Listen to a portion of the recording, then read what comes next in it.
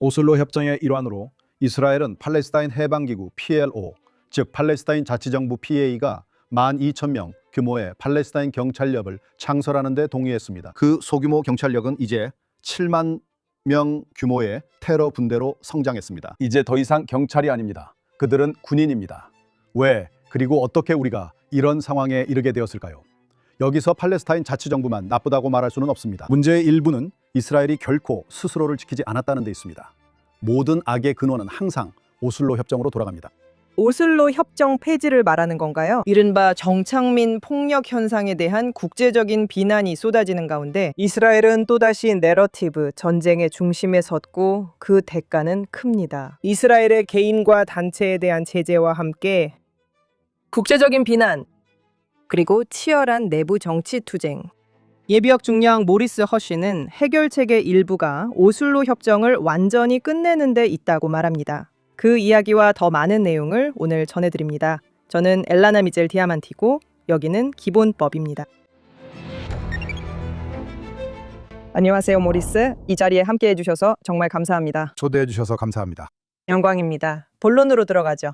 정착민 폭력이나 유대민족주의 범죄 현상에 대한 당신의 견해는 그것이 존재하지만 규모가 작다는 것이죠. 진지하게 받아야 하지만 세계적 평판은 실제보다 과장됐어요. 하지만 정말로 이 문제에 관심이 있는 사람이라면 가장 먼저 고려해야 할 것 중 하나는 오슬로 협정을 폐기하는 것입니다. 거기서부터 시작해 봅시다. 네. 유대와 사마리아에서 발생하는 모든 문제 아니면 대부분의 문제의 시작은 오슬로 협정입니다. 팔레스타인 자치정부, 즉 PLO가 오슬로 협정의 일환으로 수많은 의무를 스스로 받아들였지만 실제로는 아무것도 이행하지 않았습니다. 사실 오슬로 협정에서 그들이 위반하지 않은 조항을 찾는 것은 매우 힘든 일이라고 생각합니다. 이스라엘이 돈을 줄 것이라는 수동적인 조항들을 제외하고요. 나머지 모든 조항들은 그들이 위반했습니다. 예를 들어 최근 예루살렘암 안보 및 외교센터에서 발표한 연구에서 한 가지 예를 들어보겠습니다. 알겠어요. 오슬로 협정의 일환으로 이스라엘은 팔레스타인 해방기구, 즉 팔레스타인 자치정부가 12,000명 규모의 팔레스타인 경찰력을 창설하는 데 동의했습니다. 이들은 한편으로는 테러와 싸우고 다른 한편으로는 팔레스타인 사회 내의 국내 범죄와 싸우기 위해 만들어졌습니다. 우리가 방금 발표한 연구에 따르면 그 소규모 경찰력이 이제 7만 명 규모의 테러 군대로 성장했다는 것이 드러났습니다. 이제 더 이상 경찰이 아닙니다. 군인들입니다. 이것이 그들이 사용하는 용어입니다. 파키스탄 군대에서 하마스 테러리스트들과 함께 포 운용법, 중화기 사용법을 훈련하는 군인들이 있습니다. 어느 경찰이 그런 종류의 장비와 그 정도 수준의 공격을 범죄자들에게 사용합니까? 아무도 없습니다. 그리고 여러분은 스스로에게 묻습니다. 왜, 그리고 어떻게 우리가 이런 상황에 이르게 되었는가? 그 답은 불행하게도 팔레스타인 자치정부와 팔레스타인 해방기구 PLO가 약속을 어겼기 때문입니다. 이 위반의 심각성을 이해시키기 위해 말씀드립니다. 1995년 10월 5일 제2차 오슬로 협정 체결과 백악관 잔디밭 축하 행사 일주일 후 이츠하크 라빈이 크네세트 앞에 서서 제2차 오슬로 협정을 발표했습니다. 그는 이 협정이 평화를 가져오고 요르단 계곡 통제가 유지되며 팔레스타인 국가는 생기지 않을 것임을 설명했습니다. 또한 팔레스타인 자치정부가 테러와 싸우겠다고 자발적으로 약속했다고 밝혔습니다. 그가 크네세트에서 연설할 때 미국 회계감사원에서는 보고서를 작성하고 있었습니다. 1993년 9월부터 지금까지 무슨 일이 있었을까요? 1995년 11월 그들은 팔레스타인 경찰력이 처음 의도했던 것보다 이미 3,000명이나 더 많아졌다는 보고서를 발표했습니다. 허용 기준을 33%나 넘긴 겁니다. 지금이 1995년 11월입니다. 그래서 이것은 수년간 쌓여온 테러 군대입니다. 그리고 최근에 JNS의 이 주제로 아주 긴 칼럼을 쓰신 걸로 알고 있어요. 8월 4일에 나온 것 같아요. 그리고 사람들이 이 군대의 규모와 그 위험성에 대해 훨씬 더 많이 알 수 있다는 것을 알았으면 해요. 그리고 그들이 무엇을 계획하고 있는지도요. 저는 그것과 유대 민족주의 범죄라는 문제 사이에 좀 더 확실한 연결고리를 만들고 싶어요. 왜냐하면 어제 제가 이 문제를 어떻게 접근해야 할지 조언을 구하려고 전화했을 때 이게 바로 당신이 처음으로 제기한 부분이었으니까요. 그러니까 그 현상 자체에 대해 좀 더 구체적으로 이야기해보죠. 분명히 드러내고 논의할 가치가 있는 주제니까요. 그리고 어쩌면 이번 에피소드에서도 다시 언급될 수도 있을 것 같아요. 그러니까 우리가 이해해야 할 것은 다시 말해서 테러 군대가 바로 우리가 팔레스타인 자치정부 해체해야 하는 이유 중 하나라는 점입니다. 이 모든 생각, 이 모든 개념이 정착민 폭력과 유대민족주의 폭력도 우리가 팔레스타인 자치정부를 폐지해야 하는 이유입니다. 수치는 자세히 말하지 않았고 이 주제로 기사도 썼습니다. 그 숫자들과 출처에 대해 기사 전체를 썼습니다. 많은 수치는 오차드에서 나옵니다. UN 인도주의 지원 조정 사무소에서 나온 것입니다. 이 단체가 얼마나 왜곡되고 편향되어 있는지 이해하기 위해 말씀드리자면 그 내용이 여전히 자기들 사이트에 남아 있습니다. 그들은 여전히 그 내용을 웹사이트에 올려두고 있습니다. 2023년 10월 17일 이스라엘이 가자 지구의 엘 아할리 병원을 공격해서 472명을 죽였다고 적혀 있습니다. 네, 우리 모두 전 세계가 그게 거짓말이라는 걸 알고 있습니다. 그래서 UN 인도주의 지원 조정 사무소 수치는 보통 이스라엘이 제공하는 수치의 최소 2배 정도입니다. 그리고 이것도 이번 에피소드에서 다룰 내용이에요. 그들이 집계에 포함시키는 방식에 대해서도요. 보통 팔레스타인 사람들이 유대와 사마리아에서 활동하는 급진적인 비정부 기구에 가져오는 일방적이고 검증되지 않은 주장들이 포함됩니다. 많은 신고들이 거짓으로 보인다는 점입니다. 다른 많은 신고들도 집계에 포함된다는 점입니다. 집계된 신고들 중에는 이스라엘 당국과 군대의 행동을 소위 정착민의 행위로 분류한 경우도 있습니다. 유대인을 원하지 않는 지역에 무단 침입하는 것과 같은 다른 많은 행동들도 범죄로 간주되며 그 중에는 유대와 사마리아 지역 출신이 아닌 경우도 많습니다. 867이라는 숫자는 이스라엘에서 나온 수치입니다. 그렇죠. 그래서 잠시 그 숫자를 쓰고 싶어요. 그리고 심지어 그 숫자도 아시다시피 우리가 방송 밖에서 이야기했던 것처럼 이스라엘인들 스스로도 그중 약 128건이 심각한 폭력이라고 말해요. 그래서 한편으로는 이게 어떻게 전 세계적인 현상이 되었는지가 질문이죠. 알겠어요. 하지만 우리는 전 세계적인 비방에 집중하고 싶어요. 전 세계적인 비방. 맞아요. 지금 집중하고 싶은 건 법 집행 문제와의 연결이에요. 이 부분에 대해 글도 쓰셨고 진지하게 받아들이고 계시죠? 그리고 오슬로 협정. 그래서 여기서 먼저 말씀드리고 싶은 건 네. 저는 법 집행을 신뢰하는 사람이라는 겁니다. 저는 제 경력에 20년을 이스라엘 방위군에서 보냈습니다. 법 집행을 했습니다.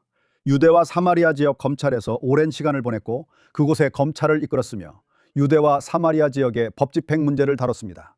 정말로 거의 30년에 걸쳐 제가 은퇴한 이후의 시간까지 포함해서 말이죠. 그리고 저는 이것을 매우 진지하게 받아들입니다. 저는 아랍 팔레스타인 테러와 유대 민족주의 테러 모두에 대해 법 집행이 이루어져야 한다고 믿습니다. 민족주의 범죄, 그것을 어떻게 표현하든 간에 말입니다. 그리고 그것은 반드시 이루어져야 합니다.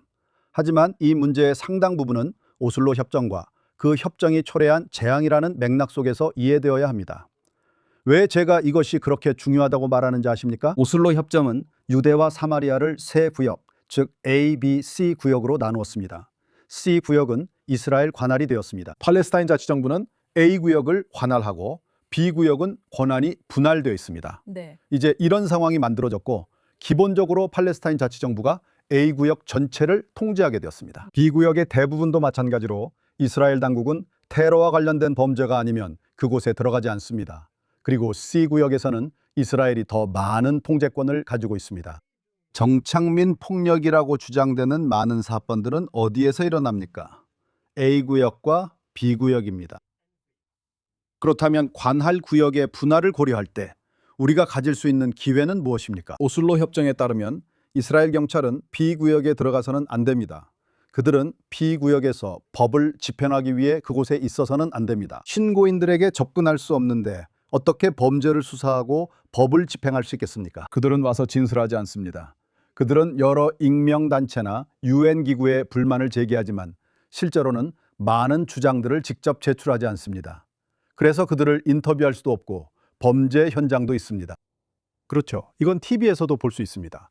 유대인에 관한 일이 나오기 전까지는 너무나 당연한 일입니다. 모든 TV 프로그램에서 범죄가 일어나면 경찰이 와서 범인을 잡고 증거를 수집합니다. 그렇게 못하면 어떻게 되나요? 가해자가 유대인이라고 추정될 때는 카메라에 포착된 경우 그것이 형사재판의 증거가 되려면 반드시 확보해야 합니다. 그 증거가 팔레스타인 사람의 집에 있어서 그 이후로 들어가서 확보할 수 없기 때문에 우리는 그 증거를 갖고 있지 않습니다. 전 세계적으로 퍼지지만 우리 검찰은 실제로 그 증거를 갖고 있지 않습니다. 그리고 나서 당신은 이들의 신원도 확실치 않은데 체포해야 한다면 법정에 무슨 증거를 내놓을 수 있겠습니까? 제시할 만한 실제 증거가 없습니다. 그리고 그들이 당신이 주장하는 범죄를 실제로 자백하지 않는 한 그런 수사에서 기소는 말할 것도 없고 실제로 어떤 진전을 이룰 가능성조차 제로입니다. 제로입니다. 하지만 게다가 여기에 팔레스타인 자치정부도 끼어듭니다. 예를 들어 저는 정말 특이한 예를 하나 들어드릴게요. 저는 그중 한 명과 논의한 적이 있습니다. 그들을 이해관계자라고 부르겠습니다. 누군지는 말씀드릴 수 없습니다. 그 사람이 물었습니다. 왜 이스라엘 검찰과 법원이 병리합 보고서를 사용할 수 없습니까? 정말 가장 중대한 사건들에 관한 얘기입니다. 한 팔레스타인이 살해당하고 있습니다. 팔레스타인 병리합자들의 병리합 보고서입니다. 그래서 이제 그들에게 설명해야 합니다. 이스라엘인들은 민간 법정에서 재판을 받습니다. 민간 법정은 이스라엘의 증거법을 따릅니다. 증거법에 따르면 외국 관할구역의 의사, 병리학자 그렇게 부르고 싶다면 그냥 와서 증거를 제시할 수는 없습니다. 어떤 형태로든 인증이 있어야 합니다. 반드시 거쳐야 하는 절차가 있습니다. 범죄 혐의를 받는 이스라엘인 피고인의 변호인들이 병리학자들을 반대 신문하고 철저히 논파할 수 있는 기회가 반드시 보장되어야 합니다. 우리는 유대 사마리아 담당 검찰에서 그런 일을 여러 번 했습니다.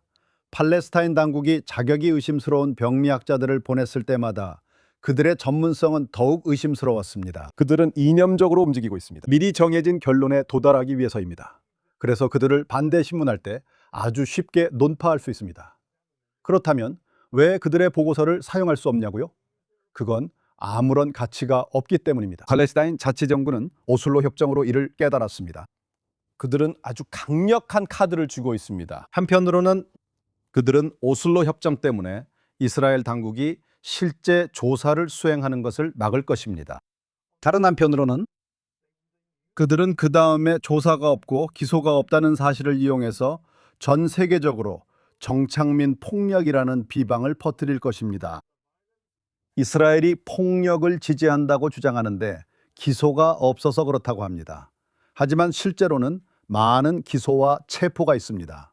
그러나 이 사실은 알리지 않고 그들의 내러티브와 다릅니다. 그들의 내러티브는 기소가 없다는 것입니다. 이유는 말하지 않습니다. 모두에게 기소가 없는 이유가 증거 부족 때문이라고 말하는 상황을 상상해 보세요. 이야기가 갑자기 달라집니다. 그래서 저도 이 부분의 혐의에 대해 좀 더 집중해서 이야기하고 싶어요. 왜냐하면 제가 잘못 표현하고 싶진 않지만 브렛 스티븐스의 최근 칼럼을 예로 들어볼게요. 그리고 저는 브렛을 잘 알고 존경하며 친구로서 애정과 존경심을 담아 이렇게 말하는 거예요. 하지만 그는 그의 기본적인 요지는 어떻게 그럴 수 있냐는 거예요. 테헤란 중심에서 표적 암살을 어떻게 계획하냐는 거죠. 나쁜 놈들을 제거하려고요. 하지만 당신이 말하는 것처럼 그냥 유대와 사마리아 언덕을 뛰어다니는 오합지졸 같은 나고자 청년들조차 처리하지 못한다는 거죠. 그러니까 좀 더 힘을 내서 제대로 끝내라는 거죠. 그리고 당신은 한편으로는 사람들이 전혀 알지 못하는 여러 기술적인 어려움이 있다고 말하죠. 그리고 또 한편으로는 실제로 존재하는 기소와 관련해서 당신이 언급한 또 다른 요점이 있었어요. 실제 기소율에 관한 이야기입니다. 정확한 수치를 기억하려고 합니다. 이 주제에 관심 있는 분들을 위해 말씀드리자면 예루살렘 안보전략연구소에서 이와 관련해 아주 좋은 보고서를 냈어요. 가비, 시보니와 에레즈 와이너가 작성한 보고서인데 이 보고서에서는 이 현상 전체와 그것이 어떻게 사용되고 과장되고 무기화되고 있는지에 무기화되고 대해 다루고 있습니다. 이스라엘을 상대로 그리고 누가 그렇게 하는지에 대해 아주 자세하게 설명합니다. 또한 기소에 대해서도 설명합니다. 좋아요. 잠시만. 이 기소율이 6%든 6.6%든 있다고 가정해 봅시다. 알겠죠? 최근에 말씀하신 것처럼 그 비율조차도 다른 곳에서 증오범죄에 대한 법 집행을 볼 때 기대할 수 있는 것과 크게 다르지 않다고 하셨잖아요. 틀림없이 그렇습니다. 이미 여러 해 전 이 정착민 폭력에 대한 모든 중상이 시작됐을 때부터, 그리고 그건 아주 오랫동안 계속되어 왔습니다. 거의 10년 전 제가 아직 NGO 모니터에서 일하고 있을 때였습니다. 저는 웨슈딘의 주장에 대해 다루는 보고서를 준비하는데 도움을 줬습니다. 이 단체는 이스라엘 내 반이스라엘 단체 중 하나로 이 주제에 대해 계속해서 문제를 제기하며 이스라엘이 기소한 비율이 겨우 8%에 불과하다고 주장해 왔습니다. 그리고 그건 터무니없다고 했죠. 저희는 웨슈딘의 억지 계산나는 전체 연구 보고서를 작성했습니다. 저는 모두가 NGO 모니터에 들어가서 이 보고서를 읽어보시길 추천합니다. 저희가 기본적으로 한 일은 이스라엘의 기소율을 전 세계 다른 나라들의 증오범죄 기소율과 비교한 것이었습니다. 이런 일이 벌어질 때, 예를 들어 이스라엘 비난 사례로 정착민들이 올리브 나무를 베었다는 주장이 있습니다. 그와 비슷한 예를 들어보죠. 누군가, 우리가 누군지 모르는 익명의 범인이 뉴욕에서 쇼울에 나치 문양을 스프레이로 그렸다고 해봅시다. 범인이 누군지 모릅니다. 그 사람을 잡을 가능성은 제로에 가깝죠. 스프레이 페인트를 두고 가지 않는 한 실제 물리적 증거도 없습니다. 현장에 그 사람 지문이 찍힌 스프레이 페인트 캔이 없으면 그런 일은 보통 일어나지 않죠. 그래서 신고가 접수될 수는 있지만 실제로 제대로 된 수사로 이어질 가능성은 제로에 가깝습니다. 그리고 실제로 기소까지 이어지는 신고들도 있습니다. 그래서 보고서에는 이스라엘의 상황과 전 세계 여러 나라, 약 6나라와의 비교가 나와 있습니다. 그리고 그들의 체포율, 집행률은 정확히 어떻게 되나요? 이스라엘이 뒤처지고 있나요? 우리가 정말로 뒤처지고 있는 건가요? 그리고 그 연구의 결론은 아니요라는 답을 보여주는 것이었다고 생각합니다. 이스라엘은 실제로 법 집행에서 꽤 잘하고 있습니다. 8%가 높게 느껴지지 않을 수 있습니다. 하지만 한번 생각해 봅시다. 어제 제가 시작하기 전에, 우리가 대화하기도 전에 제가 제 트위터 계정에 뉴욕시와 뉴욕주에서 발생한 증오 범죄를 비교하는 트윗을 올렸습니다. 체포, 신고 체포, 그리고 법 집행에 대해서요. 그래서 2025년에 약 380건의 신고가 있었습니다. 그 중에서 128건의 체포가 있었습니다. 약 37% 정도입니다. 그리고 전국적으로 주 전체의 증오범죄 기소 통계를 살펴보면 체포된 사람들 중 실제로 기소까지 가는 비율은 약 25%입니다. 숫자로 나눠보면 128명이 체포됐고 25%, 가장 높은 비율로 기소까지 가는 경우를 보겠습니다. 389건의 신고 중 32건이 해당됩니다. 우리의 8%는 전혀 나쁘지 않습니다. 사실 뉴욕과 정확히 같은 수준입니다. 그러니까 만약 뉴욕이 완전히 태만하다고 말한다면 맘 단위와, 그리고 심지어 친이스라엘로 여겨진 이전 아담스 시장도 완전히 실패했습니다. 100% 법 집행이 필요하기 때문입니다.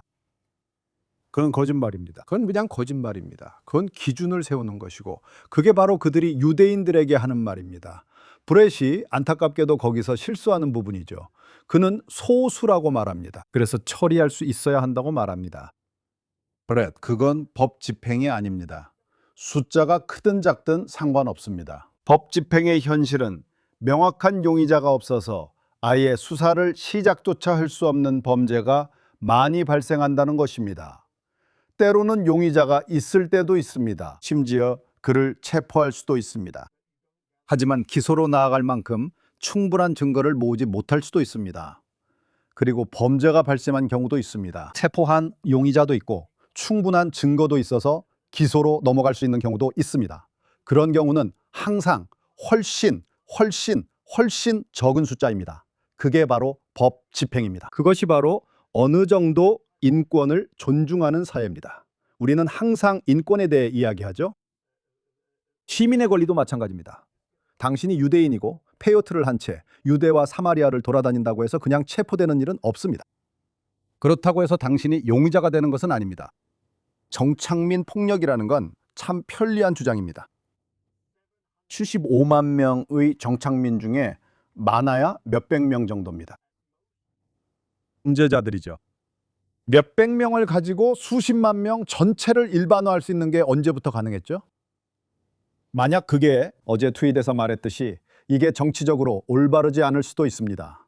만약 누군가 흑인에 대해 그런 주장을 하면서 몇몇 흑인 범죄자가 있다고 해서 모든 흑인이 범죄자라고 말한다면 당신은 폭력적이고 흉측한 인종차별주의자라고 불릴 것입니다. 하지만 유대인에 대해서는 그건 정착민의 폭력이라지만 저는 정착민이지만 폭력적이지 않고 체포나 범죄에 연루된 적도 없습니다. 저는 누구를 공격할 생각조차 해본 적이 없습니다. 제 아이들도 마찬가지입니다. 제 이웃들도 마찬가지입니다.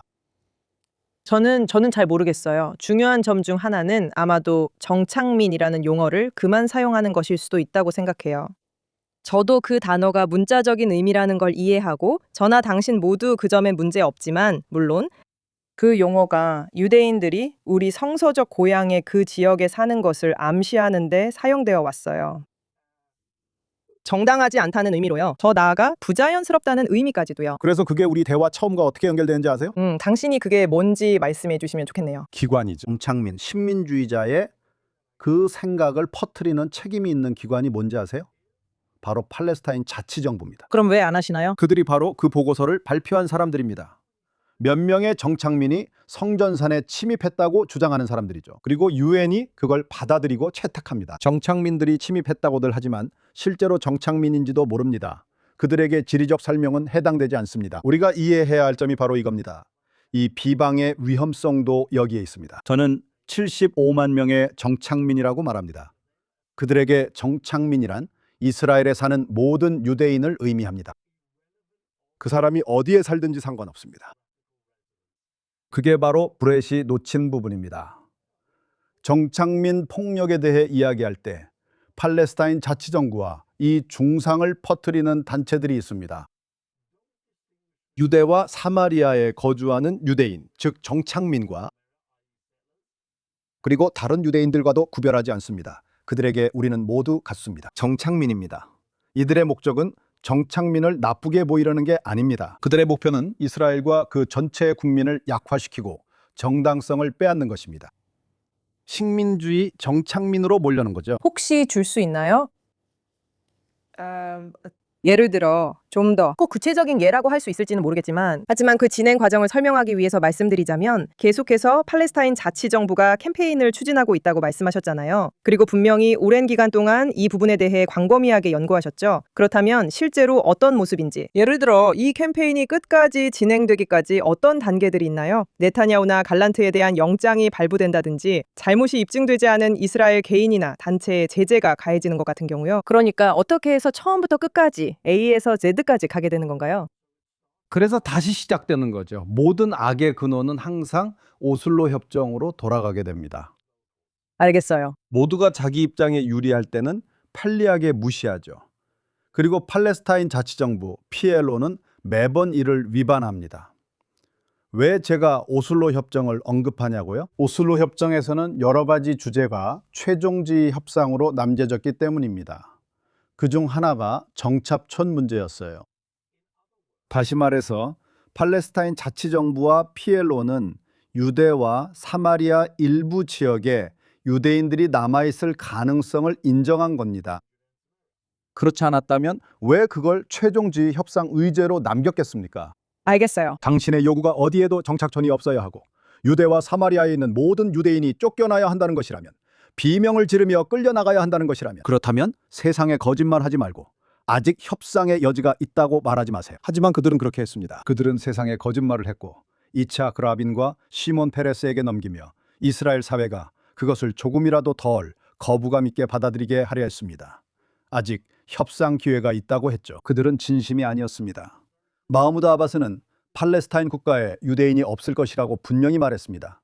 나치가 요구했던 유덴 프라이가 될 것이라 했습니다. 그것이 그의 목표입니다. 그것이 그가 원하는 것입니다. 그는 그것을 여러 번 밝혔습니다. 그래서 이 속임수의 첫 번째 단계는 이것이 논의의 대상이라는 데 동의하는 것입니다. 이 속임수의 다음 단계는 우리가 동의했더라도 진심이 아니었다고 말하는 것입니다. 그리고 모든 정착민은 정당성이 없다고 합니다. 모든 정착촌도 정당성이 없다고 합니다. 모든 정착민이 폭력적이라고 합니다. 모든 정착민은 우리가 팔레스타인 사람들이 겪어온 이 식민지 경험의 일부입니다. 그들이 말하는 내부에서도 이스라엘 본토에서도 나중에는 유대와 사마리아에서도 그렇게 해서 그들은 이 캠페인을 계속 진행해 왔습니다. 2001년 더반 회의를 예로 들면 바로 그곳에서 이런 움직임을 볼 수 있습니다. 더 넓은 논의의 장입니다. 야세르 아라파트가 테러 전쟁을 시작했고 우리는 더반에서 인종차별을 논의하려 모였습니다. 그리고 전체 회의가 기본적으로 유대인을 비난하는 회의가 되어버립니다. 이것은 팔레스타인 자치정부, 야세르 아라파트, 그의 지지자들, 그리고 그 과정에서 생겨나는 비정부 기구들에 의해 주도되고 있습니다. 이들 중 하나는 테러 단체 중 하나인 팔레스타인 해방인민전선, PFLP. 테러 활동을 위장하기 위해 NGO를 설립하는 데 뛰어났습니다. 그런 NGO들은 전 세계를 돌아다니며 자신들을 인권 수호자로 내세웠습니다. 실제로는 국제사회가 PFLP 테러에 자금을 대도록 하는 통로에 불과했습니다. 그리고 그 과정에서 이스라엘이 식민주의 국가라는 주장을 뒷받침하기 위해 유대와 사마리아뿐만 아니라 이스라엘 본토에서도 그렇게 했습니다. 그리고 지난 30년 동안 그들은 이런 식으로 이 내러티브를 퍼뜨려 왔습니다. 그리고 그것이 등장하는 여러 시점도 볼 수 있습니다. 저는 그저 이해하고 싶었어요. 그 의제는 제 생각에는 이 채널을 보는 분들에게는 아마도 잘 알려져 있을 거예요. 다시 말하지만 시청자분들께 이미 잘 알려졌을 거라 생각해요. PANGO, 언론과 정치 복합체가 PONGO를 만들어내는 방식에 관해서는 UN. 알겠습니다. 알겠어요. 그러니까 UN, 그 아니, 과정을 UN, 저한테 이건- 설명해 주세요. 여기에는 여러 축이 있어요. 여기에 팔레스타인 자치정부가 있어요. 여기에 NGO들이 있어요. 여기에 UN이 있는데 UN은 이 모든 것들을 받아서 테러 선전물을 전부 UN식으로 세탁해버려요. 그리고 유럽연합은 이스라엘을 모든 단계에서 적극적으로 야파시키고 팔레스타인 사람들이 오슬로 협정을 위반하도록 돕고 있어요. 그들 자신이 그 협정의 서명자이자 증인임에도 불구하고 말이죠. 그 네 가지 축은 유대민족의 고향인 이스라엘의 정당성을 약화시키고 무너뜨리려는 전체 계획의 일부입니다. 유대와 사마리아뿐만 아니라 가자지구뿐만 아니라 이스라엘 전체, 전부입니다. 그 네 개의 단체 또는 그룹들은 긴밀하게 협력하고 있습니다. 유엔은 테러 조직의 위장단체를 포함한 비정부 기구들과 협력합니다. 유럽연합은 모른 척하며 이렇게 말합니다. 있잖아요. 우리는 팔레스타인 자치정부가 테러범에게 급여를 준다는 것을 알지만 일반 예산은 지원하지 않고 교사 급여만 지원할 것입니다. 하지만 이 교사들은 아이들에게 일어나 유대인을 죽이라고 가르치는 사람들입니다. 이 교사들은 팔레스타인 자치정부의 학교 교육과정을 가르치고 있는데 그 교육과정은 인종차별, 테러 조장, 테러리스트 미화로 가득 차 있습니다. 이 교사들은 달랄 무그라비 여자학교에서 가르치고 있습니다. 달랄 무그라비, 그녀가 유명해진 유일한 이유는 모르는 시청자들을 위해 말씀드리자면 그녀가 유명해진 유일한 이유는 1978년 해안도로에서 벌어진 테러 공격에 참여해 37명을 살해한 것입니다. 성인 25명과 어린이 12명입니다. 그녀는 아기들을 데려갔습니다. 그녀는 아기들을 어머니의 품에서 강제로 떼어내 불타는 버스에 던졌습니다. 이게 바로 그 괴물입니다. 팔레스타인 자치정부에는 달랄 무그라비의 이름을 딴 학교들이 있습니다. 그들은 소녀들에게 물었습니다. 달랄 무그라비의 이름을 딴 학교에서 공부하는 기분이 어떠냐고 물었습니다. 우리는 그녀를 본받고 싶어요. 그녀는 우리의 영웅이에요. 정말입니까? 그게 유럽연합이 자금을 지원하는 일입니다. 그들도 이 사실을 알고 보고 듣고 증거도 받았습니다. 그런데도 여전히 그 자리에 있습니다. 그래서 저는 사실 약간 다른 각도에서 접근해 보고 싶어요. 그건. 마탄 빌라이와 보안 담당자들 그리고 백악관에 보내진 이 편지에 대해서요. 분명히 꽤 끔찍한 소식이 있은 후에, 그러니까 크파루텔에서 우리가 입은 인명 피해 말이에요.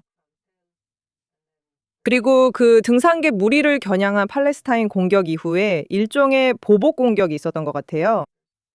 그래서 그들은 바로 그 순간에 이 편지를 보냈어요. 네타냐후가 한창 비행기를 타고 떠나는 중이에요. 나라에 존립이 걸린 전쟁 한복판에서 앞으로의 대응을 모색하는 상황이었어요. 그리고 그들은 이 유대 민족주의 범죄를 이스라엘의 실존적 위협처럼 다루고 있어요. 제가 이해하려는 건 이겁니다. 사실 이런 말을 하며 함정에 빠지고 싶진 않아요. 저 사람들은 좌파 집단일 뿐이라고 하는 건 너무 단순한 결론이에요. 그들 중 많은 사람들은 여러 면에서 전쟁 영웅이고 나라의 안보를 위해 목숨을 바친 사람들이에요. 왜 이게 문제인 거죠?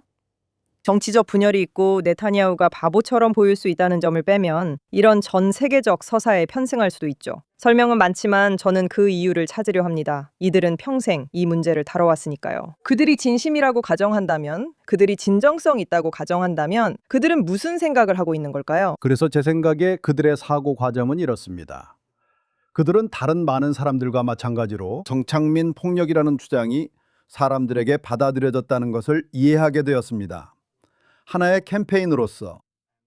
그리고 이것은 실제로 그들의 목표를 홍보하기에 좋은 캠페인입니다. 같은 사람들에게 물어보면 이스라엘 옆에 팔레스타인 국가를 세우는 것이 가능하다고 믿으십니까? 그들의 대답은 그들의 시각에서는 가능할 뿐만 아니라 그것은 세계를 달래기 위해서, 이스라엘을 방어하기 위해서 반드시 필요하다고 말합니다. 그들은 왜 그것이 올바른 길이라고 생각하는지에 대해 여러 가지 변명을 할 것입니다. 그리고 그 목표를 달성하기 위해 가능한 모든 수단을 사용할 것입니다. 만약 그 목표를 네타냐후를 공격하는 수단으로 사용할 수 있다면 폭력 사태 때문에 네타냐후 총리를 공격하는 수단으로 사용할 것입니다. 그의 연정 부성 때문에 그 안에는 더 우파적이고 그들이 말하는 대로라면 더 극단적인 정당들도 포함되어 있습니다. 광신적이고 메시아적이며 그들이 거기에 덧붙이는 온갖 과장된 표현들이 있습니다. 그들은 이스라엘이 민주주의 국가임을 완전히 무시합니다. 유대인들은 원하는 어떤 정당이든 투표할 수 있습니다. 아랍인들도 아니요. 자신들이 하지만 원하는 어떤 정당이든 만약 투표할 제가 수 있습니다. 그래서 잠깐만요. 그게 그들이 제 그렇게 말하는 생각이에요. 겁니다. 그거요. 그들은 자기들의 정치적 관점을 지지하는데 편리하기 때문에 그렇게 말할 거예요. 알겠어요. 그런데 제 질문은 당신이 6만 명이 넘는 사람에 대해 쓰고 있다는 거죠? 테러 군대에 대해. 그건 외국 군대에 의해 훈련받고 있는 너무 커진 경찰 조직인데 경찰의 역할을 제대로 하지 않는 것처럼 보여요. 테러와 싸우지도 않고요. 테러와 싸우지 않고요. 알겠어요? 그리고 당신은 기본적으로 그들이 숨어서 기다리고 있다고 말하셨죠. 이 정보가 기밀이 아니고 우리가 말하는 그 정도 계급의 사람들이 이 사실을 알고 있다고 생각해도 되겠죠. 그리고 이런 사실이 팔레스타인 국가라는 개념에 대한 신념을 흔들지는 않는 것 같네요. 무슨 말씀이냐면 당신이 보는 위험과 그들이 보는 위험 사이에는 어떤 차이가 있나요? 그저 유토피아적인 바람일 뿐이에요. 이들 중 상당수는 거슬러 올라가 이 테러 군대의 형성 과정을 살펴보면 지금 이스라엘 안보 사령관들이라고 불리거나 그들이 원하는 어떤 이름이든 사용하는 이들 중 많은 사람들이 마탄 빌리를 포함해서 이들은 결정적인 시기에 중요한 위치에 있었고 그때 그들이 결정적인 주장을 제기할 수도 있었습니다. 때때로 오슬로 협정은 고장난 시계처럼 하루에 2번은 정확한 시간을 알려줍니다. 오슬로 협정은 이스라엘에게 팔레스타인 자치정부 보안군의 어떤 인물에 대해서도 거부권을 부여했습니다. 우리는 언제든지 그 권한을 사용할 수 있었습니다. 우리는 그 권한으로 이 테러범이 있을 수 없다고 말할 수 있었고 인원을 12,000명으로 제한해야 한다고 할 수 있었습니다. 경찰관 12,001번은 안 된다고 그는 경찰 조직의 일원이 되지 못할 것입니다. 그 이유는 그의 배경 때문이 아니라 경찰 조직이 최대 정원에 도달했기 때문에 우리가 거부권을 행사하는 것이기 때문입니다. 당신은 뒤돌아보며 말하겠죠? 그걸 지켜본 이스라엘 방위군 구성원들은 누구였을까요? 못 본 척 했던 사람들이든 아니면 우리가 못 본 척 하라고 권유했던 사람이든 혹은 자신이 해야 할 일을 하지 않았던 사람이든 그리고 그들은 이것이 올바른 길이라고 생각했기 때문에 실제로 오슬로 협정의 근간을 약화시켰습니다. 많은 경우에 여러분은 적지 않은 양의 그런 것들 사이에 겹치는 부분이 있습니다. 그리고 그렇게 시작해서 작게 시작해서 점점 더 커집니다. 그것이 문제의 일부입니다.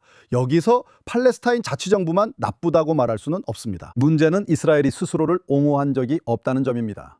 우리도 우리 자신을 위해 목소리를 낸 적이 없습니다. 우리는 한 번도 이렇게 말한 적이 없습니다. 있잖아요. 이제 이 모든 건 끝났습니다. 당신들은 오슬로 협정의 모든 조항을 위반했습니다.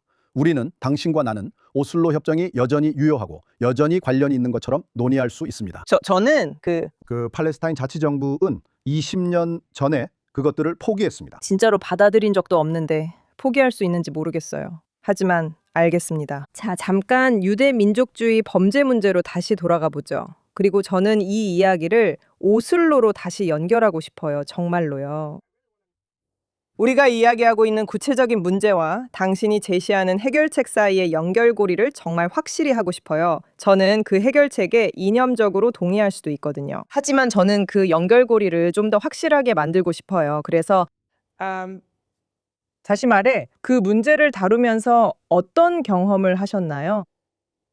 항상 심각한 건 아니지만 가끔은 심각한 경우도 있잖아요. 수백 명 정도가 저지르는 소규모 범죄, 그리고 그 중에서도 70명 정도의 핵심 선동자들, 그 주변에 몇백 명이 더 있고 12세에서 28세 사이의 사람들, 때로는 정말 미성년자인 경우도 있어요.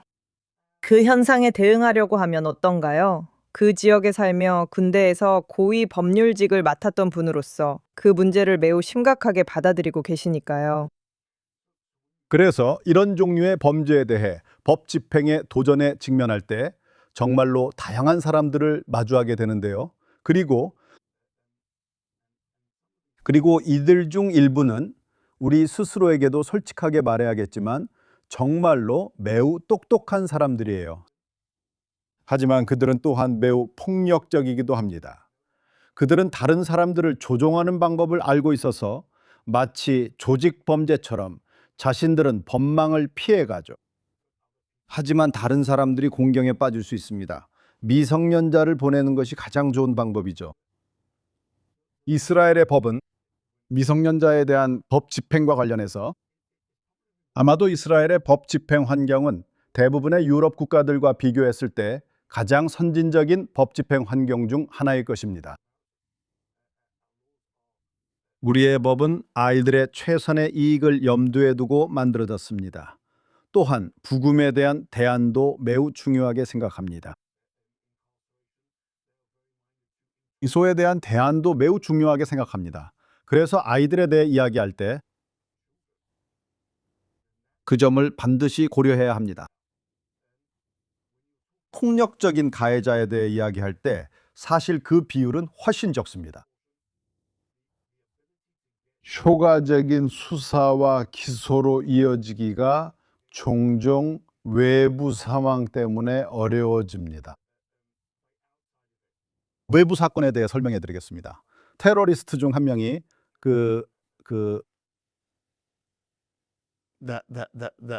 제가 검찰에 있었던 기간 동안 조사받았던 테러리스트라 있었습니다. 구체적인 시기는 말씀드리지 않겠습니다. 왜냐하면 그것이 여러 가지를 드러낼 수 있기 때문입니다. 그는 우리에게 유대인이 쓴 매뉴얼, 즉 샤박 조사를 받을 때 어떻게 행동해야 하는지에 대한 매뉴얼을 읽었다고 말했습니다. 그 테러리스트는 그 매뉴얼을 팔레스타인 읽었다고 사람입니다. 했습니다. 그 팔레스타인 그래. 테러리스트는 유대인이 쓴 매뉴얼을 읽었어. 어떻게 대처해야 하는지. 샤박 조사를 사실 저는 그 책을 쓴 사람으로 알고 있습니다. 저는 예전에 법 집행 업무를 하면서 법 집행 대상이었던 그와 어느 정도 관련이 있었습니다. 그리고 갑자기 그 책의 가장 큰 성공이 팔레스타인 테러 조직들이 그것을 사용하고 거기서 배우고 있다는 사실이라는 걸 깨닫게 됩니다. 네. 그래서 이런 사람들 중 일부는 정말로 이런 범죄를 조직할 때, 민족주의 범죄를 조직할 때 그들은 나중에 법 집행 기관이 대응할 수 있는 모든 능력을 약화시키고 있습니다. 이건 조직 범죄가 하는 것과 똑같습니다. 그리고 불행하게도 그게 우리가 처한 상황입니다. 아랍 테러리스트들은 실제로 여기서 배우고 있습니다. 그것을요, 일종의 가이드, 어떻게 버티는지, 또는 조사 과정에서 정보를 숨기는 방법과 대화해야 할 사람, 피해야 할 사람에 대한 안내입니다. 이런 것들 모두가 불행히도 법 집행의 일부입니다. 그게 현실입니다. 이것은 이스라엘 측의 악의를 보여주는 것도 아니고 이스라엘의 약함을 보여주는 것도 아닙니다. 그냥 법 집행의 일부일 뿐입니다. 어느 관할 구역에서나 존재하는 일입니다. 알겠어요. 그리고 그것이 브렛 스티븐스에게도 중요한 점입니다. 무엇이 가능하다고 생각하는지에 대해 조언하기 전에 먼저 법 집행이 무엇인지 이해하세요. 100% 체포와 기소라는 기준은 환상입니다. 그런 일은 어디에서도 일어나지 않습니다. 우리는 다른 어떤 곳에서도 그런 기준을 요구하지 않습니다. 그리고 당신이 이스라엘에 대한 이런 비방을 받아들일 때, 유대인에게만 적용되는 특별 기준을 세울 때, 당신은 해결책의 일부가 되기보다 이런 선전에 힘을 실어주고 있는 겁니다. 이보다 더 좋은 결론이 있을지 모르겠어요. 하지만 그렇다고 해도 제가 한 가지 질문을 더 드릴게요. 오슬로 협정 종료가 정확히 어떤 의미인가요? 그럼 어떤 일이 생기나요? 제 말은 이게 바로 이스라엘 결정을 법으로는 내려야 어떻게 할 되나요? 시점이라는 겁니다. 그리고 오슬로 협정 이후 첫 번째 협정과 두 번째 협정 이후에 시행되거나 제정된 여러 법들이 있었습니다. 이 법들은 주로 오슬로 협정의 여러 측면, 특히 예를 들면 팔레스타인 자치정부에 세금을 징수해 이전하는 문제의 이행을 주로 다룹니다. 하지만 그 법들은 폐지돼야 합니다. 우리는 팔레스타인 자치정부가 더 이상 존재하거나 기능할 수 없는 기관임을 선언해야 합니다. 우리는 실제로 들어가서 그들이 가지고 있는 수만 개의 무기를 모두 압수하고 경찰력을 해체하며 학교들도 해체해야 합니다. 이제 사람들은 저에게 모리스, 당신은 미쳤어요. 이건 팔레스타인 자치정부와 그들의 자결권이에요. 우리가 동의한 내용이잖아요. 라고 말할 겁니다. 저는 그런 사람들에게 이렇게 답할 겁니다.